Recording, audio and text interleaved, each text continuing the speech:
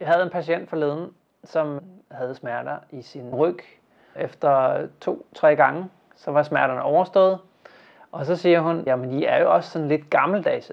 Massage er blevet næsten et fyord inden for fysioterapi, fordi massage virker ikke i det omfang, man gerne vil have det til. For nogle år siden kom der inden for vores fag, fysioterapifaget, en rapport, der blev kaldet for MTV-rapporten, da man undersøgte en masse behandlingsmetoder for at se, hvad der virkede på smerter. Massage virker ikke, det er rigtigt nok, som afspændende. Der fandt man ud af, at træning det er rigtig godt. Som fundament har vi jo styrke, stabilitet og afspænding for muskulaturen. Derfor når man giver massage som afspændende, så er det jo vældig godt at gå ind og få spændt ud i tingene. Resultatet var det, at mange af de passive behandlingsmetoder, sådan som massage og varme og ultralyd, de røg mere eller mindre ud.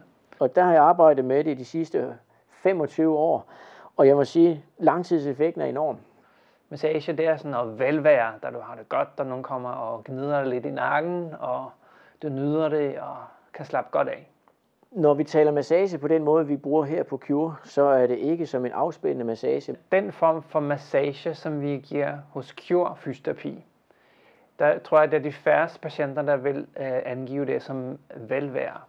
Så når vi snakker massage, så er det ikke den her fantastiske, nu skal jeg ned og nyde det med massagen. Det er find stedet, tag godt nok fat, sørg for at cirkulationen er på, og så vil der komme en fantastisk oplevelse af, at man er lindret fra den smerte, man egentlig kom med. Det er ikke som en afspændende massage, men en formål med massagen at få gang i cirkulationen og bevægeligheden. Det vil sige, at vi går dybt i vævet.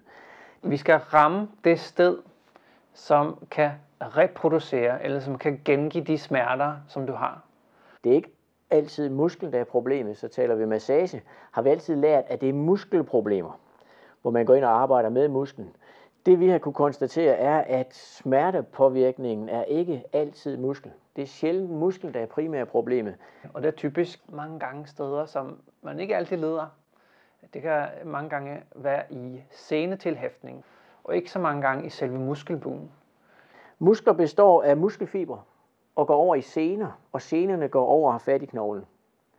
Det, som er interessant, er, hvor sidder smerten? Den største smerte, folk kommer med, er oftest, hvor sene og muskel mødes, eller hvor sene og knogle mødes.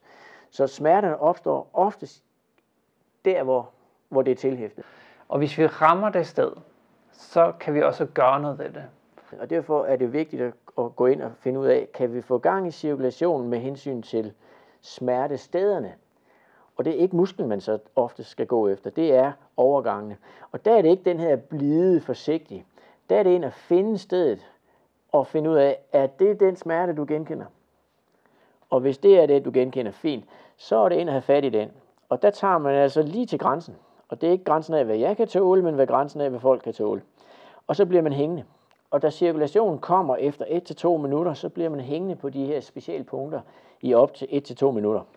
Derfor er det sådan, at vi bruger det, der kaldes for Intensive Circulation and Mobilization Therapy. Vores mål er, at vi vil intensivt prøve at påvirke blodcirkulationen lige præcis i det område, som patienten har smerter.